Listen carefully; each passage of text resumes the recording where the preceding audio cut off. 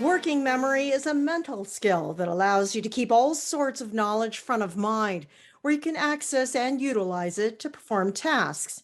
Working memory is not the same as long term memory, and it's not exactly like short term memory either. Instead, it describes the brain's ability to pull information from short term and long term storage and apply it to the situation at hand. Ray Jacobson struggled with ADHD and working memory throughout her life. Now, as a 39-year-old mother and writer at the Child Mind Institute, Ray reflected on her experiences and shared what it was like to grow up with working memory difficulties. So, Ray, can you briefly explain what working memory is? Yes. So working memory is our mental scratch pad. So for example, all of the things that you're holding in your mind, say you're going to the grocery store and you need to remember, I need peanut butter, I need milk, I need butter. You're thinking, okay, peanut butter, milk, butter, peanut butter, milk, butter. And when you get there, if you have effective working memory, if you're able to do that, you're going to say, okay, let's head to this aisle and get this. Let's head to this aisle and get this. If maybe you were somebody who struggled with working memory, those sort of things you were trying to hold in your brain might fall away. Say you need to hold a lot of information in your mind to take a test, right? You've studied, you're trying to remember, but unfortunately, once you sit down, all of those things go away. And working memory is a part of what's called executive functions. These are these sort of invisible skills that inform so much of how we function in the world. And they're often something that's a huge struggle for people with learning disabilities and ADHD. So working memory is really a core feature of doing everything from going shopping to remembering everything that you're supposed to bring with you in your bag, to doing well on your math test or your finals, or even just remembering, say, your grandfather's birthday. These kind of things that you're trying to remember everything and hold it there in your mind as you go through your day.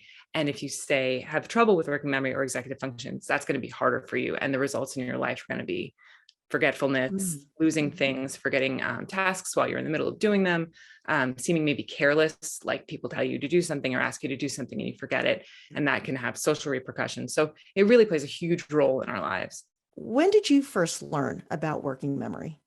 I learned about working memory around when I got diagnosed with ADHD, which was later in life because for women, it's often a later diagnosis. So I was around 21 and I got diagnosed. And, I think a lot of the symptoms of ADHD jive very closely with some of the issues you would see with working memory: forgetfulness, losing things, lateness, missed appointments. And, these had been things that plagued me my entire life. I felt like I was just not able to do things the way that other people were able to do them. But as I got to know more about the symptoms of ADHD and understand executive function issues better, I could see that I do have a lot of trouble with working memory, and I could see how it was playing out in my life. For example, like that grocery store example I gave you is very true to life. I would go someplace, show up there, and not remember what I was supposed to be doing while I was there. I know I have a list. I'm going to be late for the party if I don't get the things I'm supposed to get. So these sort of basic interactions that I'd had that had always been really frustrating and made me feel like I wasn't able to perform up to my abilities.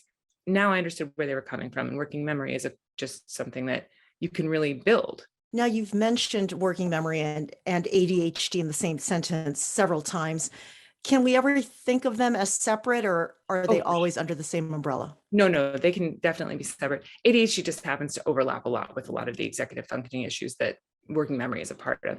But working memory is present for everyone. Having ADHD definitely complicates things, but everybody is using working memory all the time. Now, Ray, when you look back at when you were a kid, what are some specific examples of your working memory issues? It was really sort of omnipresent.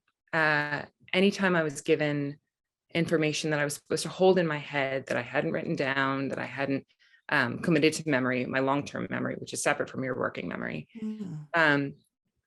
it would just fall away. So when I was a kid, I was constantly late. I was constantly forgetting important things. I was constantly missing assignments or things that people had said to me or reminded me to do. I told you to do that. Why don't you remember? And you're thinking, why don't I remember? And so now having the understanding, it makes all the sense in the world to me. But at the time, it just seemed like, why can't I get this right? And how are you still struggling with working memory today? Well, I'm a parent now. So the amount of things that I have to hold in my mind at any given time have gone up exponentially. And I still have ADHD. You don't grow out of it. It's a lifelong brain difference. So I have a lot of systems that I use to help me with working memory, but my ability to hold things in my mind is still a struggle. I think it's fair to say that the difficulty level has gone down because I understand what I need. And I think that's a huge piece of all of these things. Anything where you have any kind of neurodivergent way of thinking, you're going to need the things that help you navigate your life with comfort and success. And you learn those by doing. If you struggle with working memory, if this is an issue for you, and it can be something where you hear this interview and you think, wait a second, that sounds familiar. This is something that is totally manageable. And the more you understand it, the better the management will be. Thanks so much to Ray Jacobson for sharing her experience. I'm Mabel Jong for A World of Difference.